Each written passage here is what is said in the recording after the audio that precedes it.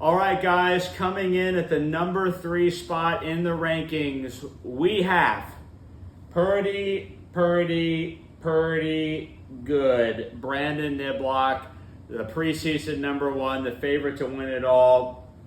Unfortunately, gets off to a very rough start with the loss to Boston Monroe. I know his undefeated streak against Boston was possibly even more important to him than his championship win. I think it was the thing he treasured the most. I've never lost to Boston. I would never let someone like that beat me. Well, unfortunately, you let somebody like that beat you. Boston Monroe, despite losing Christian McCaffrey, still able to get over the hump and beat this team. I think there's going to be a fire in this locker room going into next week. He's going up against Sean Bates, who's looking like a bit of a wounded animal.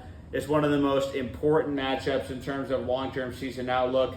You feel like if Sean doesn't win, and get off to that 2-0 start, he could be in trouble. But you feel like if Nibs gets off to an 0-2 start, that's going to be extremely difficult for him. Luckily, I think there's reason to be positive. I think Brock Purdy played a lot better than what he scored last week. Yeah, Brandon Ayuk dropping the touchdown.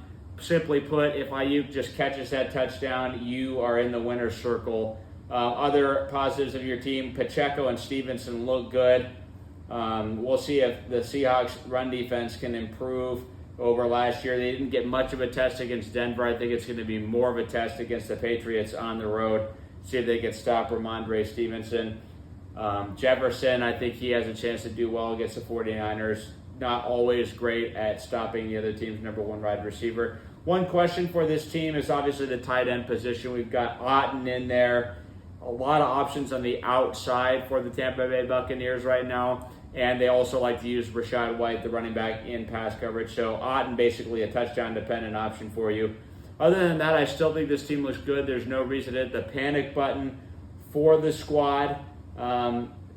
And you're still in my top 3 for now. If you lose again, unfortunately, we basically can't have an 0-2 team in the top 5. So I know that's very important to you where you are in the rankings. So you better get it done this week. You better find a way. If this Bates character beats you after the way you've roasted him in these power rankings, you have got major issues on your hands.